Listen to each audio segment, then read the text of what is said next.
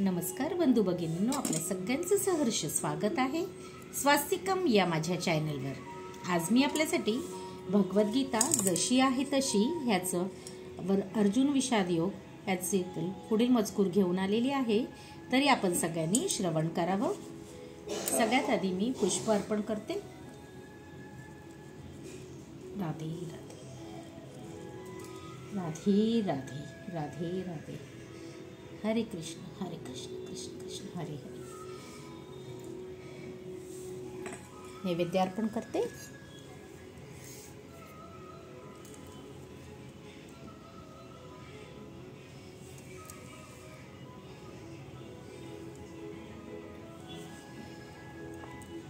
हरे कृष्ण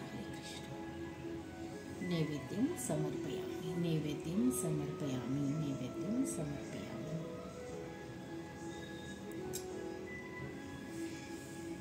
चला मग आजच्या व्हिडिओ सुरुवात करूया।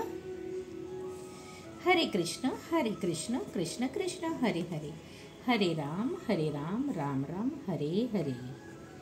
राधे राधे राधे राधे।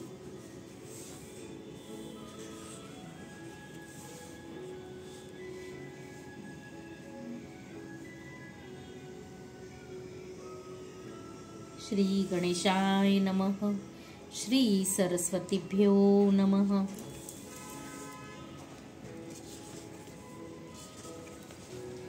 राधे राधे राधे राधे। हरे कृष्ण कृष्ण कृष्ण हरे हरे, हरे राम राम राम हरे हरे।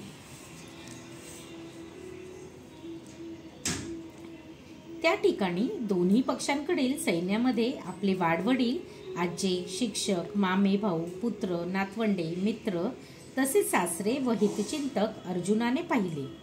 तात्पर्य, अर्जुनाने रणांगणावर आपले सर्व नातेवाईक पाहिले। त्याने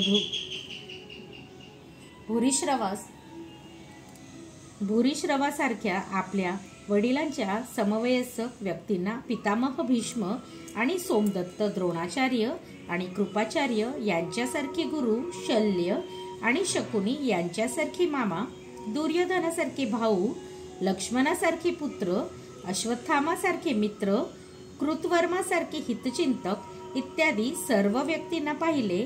त्याने सैन्यात उपस्थित असलेल्या आपल्या मित्रांनाही पाहिले। तांसमीक्ष्यस कौन्तेयः सर्वान् बन्धनो स्थितान् कृपया परया विष्टो विषिद निदम ब्रवीत। जेव्हा कुंतीपुत्र अर्जुनाने सर्व प्रकारच्या मित्रांना आणि नातेवाईकांना पाहिले तेव्हा करुणेने व्याकुळ झाला आणि याप्रमाणे म्हणाला। अर्जुन उवाच, दृष्टमं स्वजनं कृष्ण युयुत्सुं समुपस्थितं सिद्धन्ति मम गात्राणि मुखं च परिशूयति। अर्जुन म्हणाला, हे कृष्ण, या प्रकारे युद्ध करण्याच्या इच्छेने प्रेरित झालेल्या माझ्या नातेवाईकांना आणि मित्रांना पाहून माझ्या शरीराचे सर्व अवयवांना कंप सुटला आहे आणि माझे मुख कोरडे पडले आहे। तात्पर्य, भगवंतावर ज्या व्यक्तीची प्रामाणिक भक्ती आहे त्या व्यक्तीकडे देवदेवता आणि सत्पुरुषाच्या ठिकाणी आढळणारे सर्व सद्गुण आढळतात। पण जो अभक्त आहे तो भौतिकदृष्ट्या शिक्षण आणि संस्कृती याद्वारे कितीही प्रगत असला तरी त्याच्याकडे दैवी सद्गुणांचा अभावच असतो। अर्जुनाने जेव्हा आपापसात युद्ध करण्याच्या इच्छेने प्रेरित होऊन युद्धभूमीवर जमलेल्या आपल्या मित्रांना, सगळे सौऱ्यांना आणि नातेवाईकांना पाहिले तेव्हा तो त्यांच्याबद्दलच्या करुणेने अत्यंत व्याकुळ झाला। आपल्या सैनिकांबद्दल तर त्याला पूर्वीपासूनच सहानुभूती वाटत होती आणि आता विरुद्ध पक्षाकडील सैनिकांना अटळ मृत्यू पाहून त्याला त्यांच्याबद्दलही करुणा वाटली। या प्रकारे विचार करीत असताना त्याच्या शरीराच्या सर्व अवयवांना कंप सुटला व तोंड कोरडे पडले। त्यांची युद्ध करण्याची उत्सुकता पाहून तो काहीसा आश्चर्यचकित झाला होता। वस्तुतः संपूर्ण कुटुंब अर्जुनाचे रक्ताचे नातेवाईकही त्याच्याशी लढण्यासाठी जमले होते। जरी या ठिकाणी उल्लेख केला नसला तरी एखादा सहज कल्पनेने समजू शकेल की फक्त अर्जुनाच्या शरीराच्या अवयवांना कंप सुटत होता आणि मुख कोरडे पडत होते. एवढेच नव्हे तर तो करुणेने अश्रू सुद्धा ढाळत होता. ही लक्षणे अर्जुनाच्या दुर्बलतेमुळे नव्हती, तर भगवंताच्या शुद्ध भक्ताच्या ठिकाणी आढळणाऱ्या सहृदयतेमुळे होती. म्हणून म्हटले आहे की यस्यास्ति भक्ती भर्गवन्त्य किंचना सर्वे गुणैस्त्र समासते सुराः हराव भक्तस्य कुतो महद्गुणा मनोरथांसती धावतो बहिहा. ज्याला पुरुषोत्तम श्री भगवान यांच्याविषयी दृढ भक्ती आहे त्याच्याकडे देवतांमध्ये आढळणारे सर्व सद्गुण असतात. पण जो भगवत भक्त नाही त्याच्याकडे काहीच किंमत नसलेली केवळ भौतिक पात्रता असते. याचे कारण म्हणजे मानसिक स्तरावरच अडकून पडल्यामुळे तो मोहमायी भौतिक शक्तीकडे निश्चितपणे आकर्षित केला जातो. वयतुष्व शरीरे मे रोमहर्षच जायते गांडीवम सत्रम सते हस्तात्व क्वैव परिदेहते. माझ्या संपूर्ण शरीराला कंप सुटला आहे. माझ्या शरीरावर रोमांच उभे राहिले आहे. हातातून गांडीव धनुष्य गळू लागले आहे आणि त्वचेचा दाह होत आहे. तात्पर्य, शरीराचे दोन प्रकारचे कंपन होऊ शकते आणि रोमांचही शरीरावर दोन प्रकारे उभे राहू शकतो. अशा घटना एकतर आध्यात्मिक भावुकतेमुळे होऊ शकतात किंवा भौतिक परिस्थितीमधील अतिभयामुळे होऊ शकतात. दिव्य साक्षात्कारामध्ये भीती अजिबात नसते व परिस्थितीतील अर्जुनाची लक्षणे ही जीवित हानीच्या भौतिक भयामुळे प्रकट झाली होती. इतर लक्षणावरूनही हे स्पष्टपणे कळून आले. तो इतका अधीर झाला की त्याचे प्रसिद्ध गांडीव धनुष्य त्याच्या हातातून गळून पडले आणि अंतःकरणात दाह होत असल्यामुळे त्याला आपल्या त्वचेचाही दाह आहे असं वाटू लागले. जीवनविषयीच्या भौतिक संकल्पनेमुळे अथवा देहात्मबुद्धीमुळे या सर्व गोष्टी घडतात. न च शक्नोम्य ववस्थानु भ्रमतीव च मे मनः निमित्तानि च पश्यामि विपरीतानि केशव. मला इथे यापुढे थोडा वेळ सुद्धा उभे राहणे शक्य नाही. मला स्वतःचाच विसर पडत चालला आहे आणि माझे मन चक्रावून गेले आहे. हे केशव, हे कृष्ण, मला केवळ विपरीत घडण्याचीच लक्षणे दिसत आहेत. तात्पर्य, अर्जुनाचे धैर्य नाहीसे झाल्यामुळे तो युद्धभूमीवर उभा राहू शकत नव्हता आणि मनाच्या या प्रकारच्या दुबळेपणामुळे त्याला स्वतःचाच विसर पडत होता. भौतिक गोष्टींवरील आत्यंतिक आसक्ती मनुष्याला या गोंधळलेल्या अवस्थेत टाकते. भयम द्वितया भिनिवेशतः स्यात्. ज्या व्यक्तींवर भौतिक परिस्थितीचा आत्यंतिक प्रभाव झालेला असतो त्या व्यक्तीमध्ये या प्रकारचे भय आणि मानसिक असंतुलन आढळून येते. अर्जुनाला रणभूमीमध्ये विपरीत अशा दुःखमयी घटना दिसत होत्या. यामुळे शत्रूवर विजय मिळवूनही तो आनंदी होणार नव्हता. निमित्ताने विपरीतांनी हे शब्द महत्त्वपूर्ण आहे. जेव्हा एखाद्या मनुष्याला आपल्या अपेक्षा निष्फळच होणार आहेत असे दिसून येते तेव्हा तो विचार करतो की मी येथे असण्याचे कारण काय. प्रत्येकाला स्वतःमध्ये आणि आपल्या स्वतःच्या कल्याणामध्येच आस्था असते. परमात्म्याबद्दल कोणालाच आस्था नाही. श्रीकृष्णाच्या इच्छानुसारच अर्जुन स्वतःच्या वास्तविक स्वार्थाबद्दल अज्ञान दाखवित होता. एखाद्याचा वास्तविक स्वार्थ श्री विष्णू किंवा श्रीकृष्ण यांच्यामध्येच आहे. बद्ध जीवाला याचा विसर पडतो म्हणून त्याला भौतिक दुःखे भोगावी लागतात. अर्जुनाला वाटले की युद्धातील त्याचा विजय हा केवळ त्याच्या शोककालात कारणीभूत ठरेल. न च श्रेयोनुक्षामि हत्वा स्वजनमाहवे न कांडेश्य विजयम कृष्ण न च राज्यम सुखानी च. या युद्धामध्ये माझ्या स्वतःच्याच नातलगांना ठार मारून त्यातून कोणाचे कसे कल्याण होणार आहे हे मला कळत नाही आणि हे कृष्ण त्यापासून प्राप्त होणारे विजय, सुख आणि राज्य याची इच्छा देखील मी करू शकत नाही. तात्पर्य, स्वतःचा वास्तविक स्वार्थ हा श्री विष्णू किंवा श्रीकृष्ण यांच्यामध्येच आहे याचे बद्ध जीवांना अज्ञान असते. यासाठी ते शारीरिक संबंधामुळे आकर्षित होतात, कारण अशा संबंधामुळेच आपण आनंदी होऊ शकू असे त्यांना वाटते. जीवनाबद्दलच्या अशा अंध कल्पनेमुळे त्यांना भौतिक सुखाच्या कारणाचाही विसर पडतो. अर्जुनाला क्षत्रियांच्या नीतिमूल्यांसुद्धा विसर पडल्याने दिसून येते. असे सांगितले जाते की 2 प्रकारचे व्यक्ती, उदाहरणार्थ श्रीकृष्णाच्या प्रत्यक्ष आज्ञेनुसार युद्धभूमीमध्ये लढता लढता मृत्यू पावणारा क्षत्रिय आणि आध्यात्मिक जीवनाला पूर्णपणे वाहून घेतलेला संन्यासी, या 2 प्रकारचे व्यक्ती मृत्यूनंतर शक्तिमान आणि द्वैदीप्यमान अशा सूर्यलोकामध्ये प्रवेश करण्यास पात्र होतात. नातलगांची तरी सोडाच, पण स्वतःच्या शत्रूची हत्या करण्यास अर्जुन टाळाटाळ करीत आहे. ज्याप्रमाणे एखाद्याला भूक नसेल तर त्याचा स्वयंपाक करण्याकडे कल नसतो, त्याप्रमाणे अर्जुन युद्ध करू इच्छित नव्हता, कारण त्याला वाटत होते की स्वतःच्या नातलगांची हत्या करून जीवनामध्ये काहीच आनंद नाही. आता त्याने वनामध्ये जाऊन एकांतवासास वैफल्यग्रस्त जीवन जगण्याचा निर्णय घेतला होता. क्षत्रियांना इतर कोणताही व्यवसाय स्वीकारता येत नसल्याने क्षत्रिय या नात्याने त्याला स्वतःच्या अस्तित्वाकरिता एका राज्याची आवश्यकताही होतीच. तथापि अर्जुनाकडे राज्यच नव्हते.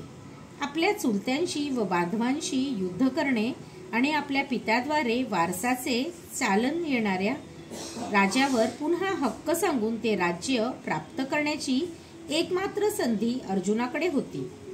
पण असे करणे अर्जुनाला आवडत नव्हते, म्हणून तो स्वतःला वनात जाऊन एकांतवासात वैफल्यग्रस्त जीवन व्यतीत करण्यास योग्य समजत आहे. की नो राज्येन गोविंद की भो गैर्जी वितेन वा येषामर्थे कांडशीतं नो राज्यं भोगः सुखानि च त इमे व्यवस्थिता युद्धे प्राणास्तव्यक्त्वा धनानि च आचार्यः पितरः पुत्रास्तवे च पितामहः मातुलाः श्वशुराः पौत्राः श्यालाः संबंधिनी स्तता एतान्न हन्तुमिच्छामि घन्तोऽपि मधुसूदन अपि त्रैलोक्य राज्यस्य हेतोः किं नु महीकृते निहत्य धृतराष्ट्रान्नः का प्रीतिः स्याज्जनार्दन. हे गोविंद, ज्यासाठी आम्ही राज्याची, सुखाची व जीविताची देखील इच्छा करावी, तेच जर आता या रणांगणावर युद्धाकरिता सज्ज झाले आहेत, तर मग आम्हाला त्या सर्वांच्या काय लाभ आहे. हे मधुसूदन, जेव्हा गुरुजन, वडील, पुत्र, आजे, मामे, सासरे, नातवंडे, मेहुणे आणि इतर नातलग आपल्या जीवनाचा व संपत्तीचा त्याग करण्यास तयार आहेत आणि माझ्यासमोर उभे आहेत, तेव्हा जरी त्यांनी मला मारले तरी मी त्यांना मारण्याची इच्छा कशासाठी करावी. हे जनार्दन, पृथ्वीच काय तर 3 लोकांच्या राज्याच्या बदल्यातही मी त्यांच्याशी लढण्यास तयार नाही. धृतराष्ट्राच्या पुत्रांना मारून आम्ही कोणता आनंद मिळवणार आहोत. तात्पर्य: अर्जुनाने भगवान श्रीकृष्णांना गोविंद म्हणून संबोधले आहे, कारण श्रीकृष्ण हे इंद्रियाच्या आणि गायीच्या आनंदी प्राप्तीचे केंद्रस्थान आहे. अर्जुन या महत्त्वपूर्ण शब्दाचा उपयोग करून दर्शवू इच्छितो की त्यांच्या इंद्रियाचे समाधान कशामध्ये आहे हे श्रीकृष्णांनी जाणले पाहिजे. आमची इंद्रिय तृप्ती करणे हे गोविंदाचे कार्य नव्हे. जर आपण श्री गोविंदाची इंद्रिये संतुष्ट करण्याचा प्रयत्न केला तर आपोआप आपली इंद्रियेही संतुष्ट होतात. भौतिकदृष्ट्या प्रत्येकाला आपली इंद्रिय तृप्ती करावायची असते आणि आपण मागू ती वस्तू भगवंतांनी द्यावी अशी त्यांची इच्छा असते. जीवांच्या योग्यतेप्रमाणे भगवंत त्यांची इंद्रिय तृप्ती करतील, पण त्यांच्या अतिलोभाची पूर्तता मात्र भगवंत करणार नाहीत. याच्या उलट मार्गाने मनुष्य जेव्हा जातो, म्हणजे जेव्हा एखाद्या स्वतःच्या इंद्रिय तृप्तीच्या अजिबात इच्छा न करता श्री गोविंदाच्या इंद्रियांची तृप्ती करण्याचा प्रयत्न करतो, तेव्हा श्री गोविंदाच्या कृपेने जीवाच्या सर्व इच्छांची पूर्तता होते. आपल्या कुटुंबातील व्यक्तींविषयीचे अर्जुनाचे प्रगाढ प्रेम या ठिकाणी अंशतः दिसून येते, कारण त्याला त्याच्याबद्दल स्वाभाविक करुणा होती आणि यासाठी तो युद्ध करण्यास तयार नव्हता.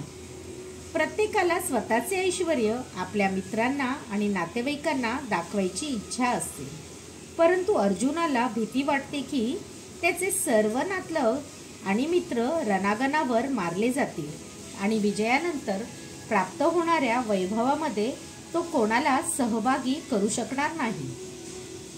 भौतिक जीवनबद्दलचे हे एक नमुनेदार उदाहरण आहे. आध्यात्मिक किंवा दिव्य जीवन हे अगदी भिन्न असते. एखाद्या भक्ताला भगवंताची इच्छा पूर्ती करवायची असल्याने तो भगवंताच्या सेवेसाठी सर्व प्रकारचे ऐश्वर्य स्वीकारू शकतो आणि जर भगवंताची इच्छा नसेल तर मात्र कवडीचाही स्वीकार करणार नाही. अर्जुनाला त्याच्या नातलगांना मारवायचे नव्हते आणि खरोखरच जर त्यांना मारणे आवश्यक असेल तर श्रीकृष्णांनी स्वतः त्यांना मारावे अशी त्याची इच्छा होती. या क्षणी अर्जुनाला माहीत नव्हते की रणांगणावर येण्यापूर्वीच श्रीकृष्णांनी त्यांना मारले होते आणि त्याला फक्त श्रीकृष्णांच्या हातातील साधन बनायचे होते. त्याला फक्त निमित्त मात्र व्हायचे होते. या वस्तुस्थितीचा उलगडा पुढील अध्यायामध्ये करण्यात आला आहे. भगवंताचा स्वाभाविक भक्त असल्याने अर्जुनाला त्याच्या दृष्ट चुलत्यांचे आणि बांधवांचा सूड घेणे आवडले नाही, पण त्या सर्वांची हत्या करणे ही भगवंतांची योजना होती. भगवत भक्त हा दृष्टांचा सूड घेऊ इच्छित नाही, पण दृष्टांनी केलेला भक्तांचा अपराध भगवंत कधीही सहन करत नाही. स्वतःच्या अपराधांबद्दल भगवंत एखाद्या व्यक्तीला क्षमा करू शकतो, पण भक्तांना दुखविणाऱ्या कोणत्याही व्यक्तीला भगवंत क्षमा करत नाही. म्हणून दृष्टांना क्षमा करायची इच्छा अर्जुनाला असली तरी त्यांचा वध करण्यासाठी भगवंत दृढनिश्चयी होते.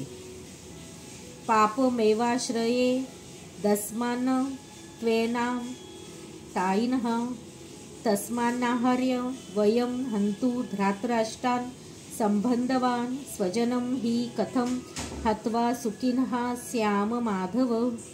या आततायी अक्रमांना आम्ही जर ठार मारले तर आम्हाला पापच लागणार आहे. म्हणून धृतराष्ट्रांना आणि आपल्या मित्रांना मारणे आपल्यासाठी योग्य नाही. यापासून आम्हाला काय लाभ होणार आहे? हे माधव, आपल्याच नातलगांची हत्या करून आम्ही कसे सुखी होऊ? तात्पर्य: वैदिक मताप्रमाणे 6 प्रकारचे आततायी असतात.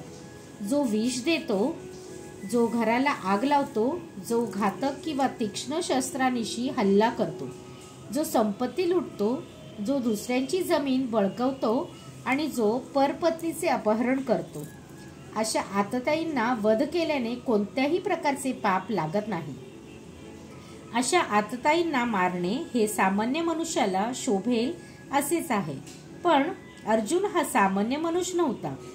स्वभावतच तो साधुवृत्तीचा होता आणि त्यांच्याशी तो साधुवृत्तीले अनुसरूनच वागू इच्छित होता. पण अशा प्रकारची साधुवृत्ती क्षत्रियांसाठी योग्य नसते.